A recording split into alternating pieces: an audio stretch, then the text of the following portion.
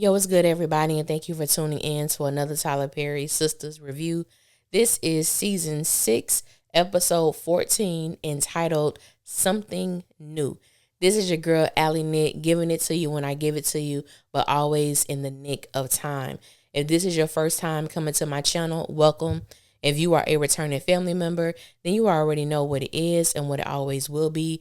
Be sure to like, comment, share, subscribe, tell somebody to tell somebody, you feel me? If you choose to, but if not, just sit back, relax, and we're going to get right into this messy thing. Now, let me just say this episode, to me and for me, it did nothing. All right? It did nothing. But that's neither here nor there. It wasn't a lot that happened in this episode, so this review really might be short. But let's just see what God say. I'm gonna start with Hayden and Gary because that was the most insignificant thing that happened. And for Gary to be chilling with Hayden, it says a lot. It says a hell of a lot. It really goes to show that Gary doesn't need to be on this show anymore. For what? Nobody cares about him and Andi. They are not a pull. They are sickening. If you listen or watch Our Sisters Keep It with me and Erica Vane, that comes on her channel around 10:30 every Wednesday night after Sisters, I talked about how as a viewer, there is nothing that Gary can do that would make me like him. Gary is an abuser. He's a manipulator. He's a user. He's a liar. He intentionally tries to sabotage and hurt Andi. So in what world do I want to root for him in any way? Nothing about him. There's just nothing about him. And I love me some Cheeto, but Gary, he can definitely be kicked off this show. Quick, fast, in a hurry. There is no need for him. He brings nothing to the table. He has been deduced to Hayden's sidekick. At this point, Tyler, I wouldn't be mad if Gary is one of those characters that we no longer see on the show because there's no point. So we see that Hayden has Andi's profile pulled up because he finds out that she's on, this upper echelon of dating apps for, black professionals. And so he pulls it up. Gary pretends as if he's not fazed by it, that he's not moved because Andi loves him and he doesn't care about those other dudes. I'm like, you a liar and the truth isn't in you, but you know that, I know that, Hayden knows that, which is why he called the both of you pathetic.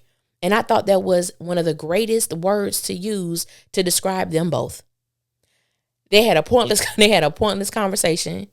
And I did say that Hayden was looking kind of cute last night.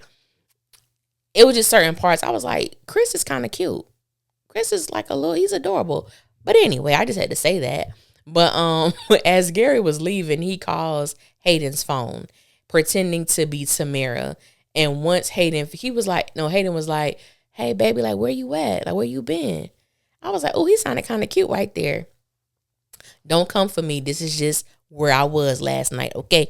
But so Gary started laughing because he could really see how much Hayden really does love or is enamored with Tamara. And so Gary was offended that Hayden didn't have his number programmed in his phone. And I was like, my dude, Hayden don't like you. He tolerates you. He deals with you. He doesn't like you. And that says a lot about you, Gary. So just leave. That was that. That was one of the most insignificant scenes of the episode. Then I'm going to go to Karen and Pam because that was another quick scene. So Karen is at home and sis is hungry, but she ain't got nothing to eat in her house. I said, wait, sis, Karen, this is like the third or fourth time that you ain't had no food in your house. I'm gonna need you to handle that because every time Aaron want to cook breakfast for you, he cooked up something. He performed a miracle like Jesus with the two fish and 5 loaves of bread. He performed a miracle because you ain't had no food in your house. Aaron wanted to cook dinner for you. He had to go out and buy the groceries because you didn't have no food. Now you hungry and ready to eat and you ain't got no food. I'm going to need this not to be your narrative. You pregnant. In that narrative of you not having no food, okay? Please. But anywho, so Pam calls Karen because Initially, she was trying to check on her, but also trying to understand what was going on with her money, because there were 2 weeks unaccounted for that they did not get paid, but they actually just got paid. So Karen was like, well, I just paid you. Like, what's up? And Pam was like, yeah, I know that, but we didn't get paid those previous 2 weeks. This was a horrible way for Tyler to time jump and say that the shop has been burned down for 2 weeks. And we all know it ain't been no damn 2 weeks since that shop has been burnt down. But Tyler, that's where you going. We ain't got no choice but to go with you. It wasn't clever or good, but you know what? What can we do? It's literally your world. It is literally your world. And so Pam was like, well, I may have to get a second job. And Karen was like, you know, well, I understand, but it ain't really nothing that I could do about it. And in my mind at that point, Pam had become the audience, or at least me. Okay, do you know when the shop going to be up and running? When everybody going to be able to come back to work? Where is this? And Karen really didn't have any answers. And I'm like, I understand I understand that she's pregnant and she got a lot of stuff going on. But there are also livelihoods that are attached to her. So there's a lot compounded on her in addition to her being pregnant. And so I really am interested to see how she navigates this, because we do know that the shop will be up and running, but I'm interested to see who is going to rally around her to ensure that the salon is back up and running, all the paperwork she needs to get, the money she needs. So I'm interested in seeing that. So basically, Karen was basically saying she was hungry, and Pam was like, ain't nothing I could do for you on that tip. Hell, I'm trying to see how I'm going to pay my rent, which was a legit concern. So they basically get off the phone, and Karen was heading to the grocery store. Now, I'm one of those people, I don't do late night grocery shopping. I'm either early in the morning, right before noon, before everybody get crowded. But that late at night stuff, I just don't do. And I used to date this guy who used to go to Walmart at like midnight, and I thought it was the weirdest thing, but he loved shopping late at night because there really wasn't a lot of people there. But that's just not my cup of tea. But to each their own. I just wouldn't be pregnant in Atlanta after 11 going to the grocery store when I could just get something delivered, and I go to the grocery store in the morning. But you know what I'm saying? To each their own. You know what I'm saying? I ain't got nothing to do with it. So let's go to the people who ruled the screen last night. Since Tyler Perry decided to put Andi, Sabrina, Danni, Rich, Jordan, and Tony on our screens for 35 minutes. And I may be exaggerating, but that's what it felt like to me. I felt like I saw them so much last night that no other people took up a lot of time. It was strictly them. Strictly them. Now, I didn't have a big issue with Jordan and Andy's conversation initially. They're on their first date. They're talking about past relationships. Have you been married? You know, all those things. Okay, cool. I'm with that.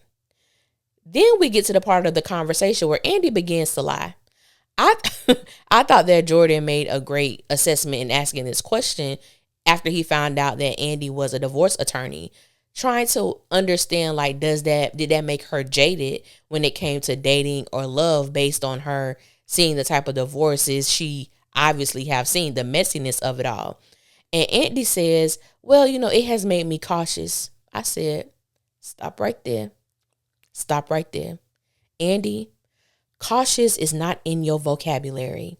Number one, because you probably don't know how to spell it, and you definitely don't understand the meaning. Robin told Andi that she was cute, she was good at what she does, and that he could treat her better than Gary, that she deserved somebody better. Those little words caused Andi to go have a threesome with Robin and some random ass chick who she ain't never seen a day in her life and who she's never seen a day after. There was no caution in that. Gary Botnun sent Andi to St. Peter, meaning killed her, and she trying to figure out is her name in that book. And how many times you took him back, but you got caution, my good sis? You ain't got no damn caution, Andi. So I said, you know what? But that was a prime example of people just lying and trying to put forth their best representative on a first date, because Andi was lying through her teeth. Now I'm going to get on Jordan, because Jordan makes a statement about, you know, I've realized that, you know, the quicker you light a flame, the quicker it burns out, something like that. Because he's a divorcee. He's been married and, you know, he's been divorced. And I was like, Jordan, I want to like you, but I just don't right now. Maybe that will change. Maybe it'll change. But then we find out that they have been on this date for 3 hours. I said, what? No, y'all haven't. I know you haven't. 3 hours? Okay. That's where you want to go, Tyler. That's where we'll go. So now Jordan has the bright idea. Let's play a joke on our friends. Let's let them believe that this was the worst date of our lives. And I said, well, huh? You just said y'all been on this date for 3 hours. Who's going to believe that you have stayed on a bad date for 3 hours? That was so dumb. I was so confused. I said, what is happening right now? So they get up and walk over to the table where the others are sat. And they proceed to have this back and forth saying how bad the date was. And it was a mess. It was a hot, ratchet, despicable mess. So Jordan gets the idea of, hey, I know how to cook. Won't y'all come to my house? I'll cook. And Tony was like, yeah, he can really barbecue. Now, don't get me wrong. I understand hyping up your friend and making your friend look good. But Tony and Rich were going a little overboard when it came to them making Jordan look like this amazingly polished individual. And it was giving phony to me. Like it was team too much for it to be authentic. I'll say that for me. So Danni, who's giving girlfriend energy, it looks like she's really feeling stalker Tony. She is really feeling his vibe right now because she keeps saying she got a man and she's committed, yet and still you can see the little twinkle in her eye as her and Tony are communicating. I said, oh, okay. Rich seems to be kicking it off well with Sabrina. But Sabrina keep making it seem like, I don't know if I'll be able to. I don't know if I'll be able to. And I'm like, every time he asks a question, like, well, what is it? Oh, I don't want to talk about it. I don't want to talk about it. I said, well, if you don't want to talk about it, stop bringing it up then. I said, I can't. What is going on with this date? Now, I will say I did enjoy watching the ladies be in a different environment, dressing up, having the attention of these 3 men who showered, got them flowers and was actually engaging in conversation. I did like that. But it was just, like I said, the men just came off a little phony to me, how they were finishing each other's sentences, how it's like they practiced this. They knew what to say. They knew when to let Tony say something and the other 2 would come in, or when to let Jordan say something. It just seemed very rehearsed. Okay? It seemed very rehearsed, but to each their own. The vibe was cute, though. So they walking down the street, and they came up with the bright idea of riding the bus, the city bus, after 11 o'clock at night. I said, we don't do that, ladies. Ladies, we don't do that with people that we just met. And I had some men, they was like, oh, so women think they too good to ride the bus. Like, why were they acting like that? I said, first of all, they don't know these men. Now, if it's somebody who I may have had a couple dates with and I feel comfortable with them, then maybe. But I'm not getting on no city bus with you after 11 o'clock. I don't know you. I don't know where this bus is even going. When was the last time you actually think these 3 women caught the bus? Especially Andy's ass. Okay? Speaking of Andy, y'all, they get on this bus. They get on this bus and Andy looks so uncomfortable. And we find out that Andy's mom and her, when she was a little girl, and I thought it was cute because KJ is from Tallahassee, Florida, and it has been written for the character of Andy to be from Tallahassee.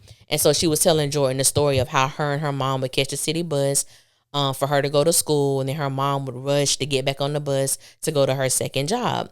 And so he was like, oh, you was raised by a single mother. And she said, no, my dad was a part of my life, but he just worked a lot. Both of my parents worked a lot.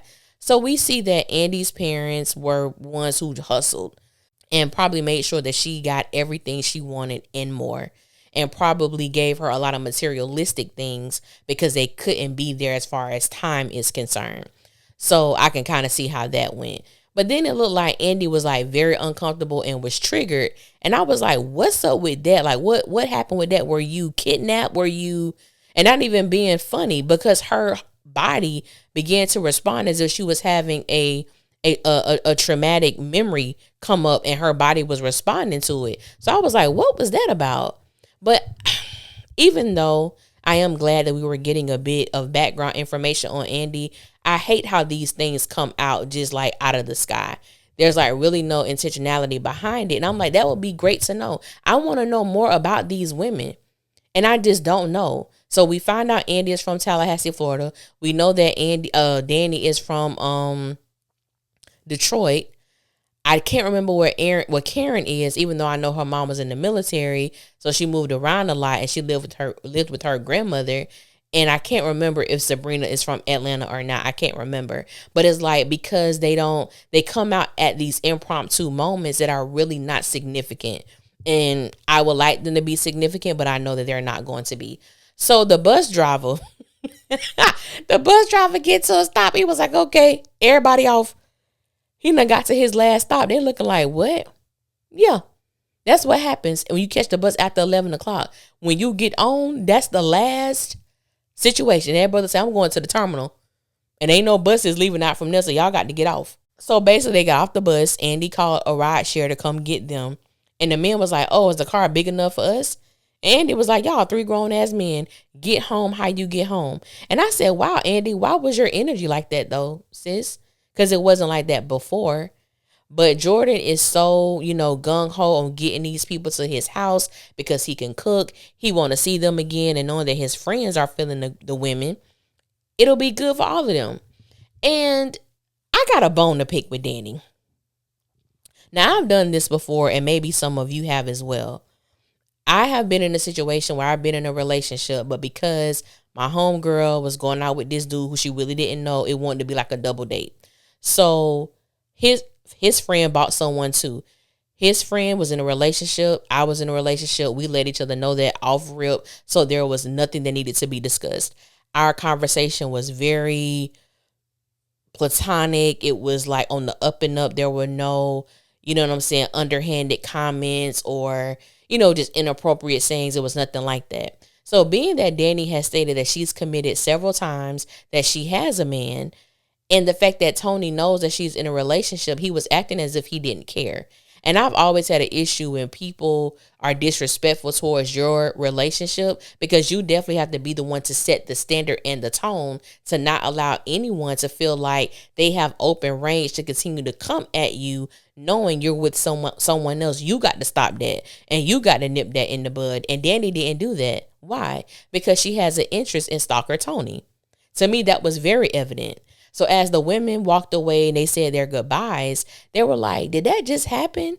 Did we just meet 3 nice men in Atlanta? And Danni was like, yeah, and I liked it. I said, oh, not you. Not girlfriend behavior, woman. Not we're official. Not you, ma'am. What? I said, oh, okay then. Y'all, that took 35 minutes of last night's episode.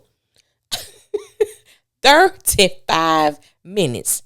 So then, last and least, Fatima and Zach. So Zach is getting jumped. I did expect Fatima to do something. I didn't expect homegirl to actually fire the weapon. I expected her to probably pull it out and wave it to let the men know that she was armed.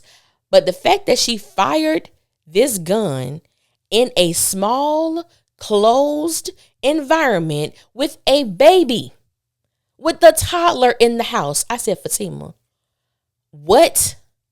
But anyway, she fired the gun to get the guys off of Zach or whatnot. So they line up like they in kindergarten, and Fatima's like, look at me. I said, look at me. Do you know who I am? I said, no, Trick. They don't know who you are. Who the hell are you? Roll up your sleeve. I said, Tyler, if you don't get Fatima off my damn TV, this is my issue. So for people who think I don't like Fatima, this is my issue with Fatima. In what world is Fatima gonna punk 3 grown ass men like that? She had a weapon. She put the weapon back in her purse. Any man, when they saw that gun go back into that bag, they would have knocked the hell out of Fatima and called her out her name. Her and her man would have been on that ground. So I said, Tyler, and I made this same statement on Our Sister's Keeper. I'm like, if you gonna go there, go there. So Fatima just Billy Badass, who everybody scared of her, everybody cowered to her, even grown ass men, kiss my ass. Give me a complete break. Because in what world? That's just like my whole energy when she walked into Karen's house. You walk into the house of a girl who don't like you. Her 3 friends are there. She's pregnant and you don't get touched, pinched, pushed, nothing. Nothing happens to you. In what world? Every character on this show, besides Fatima, have to deal with the consequences of their decisions. And we see it being played out on screen.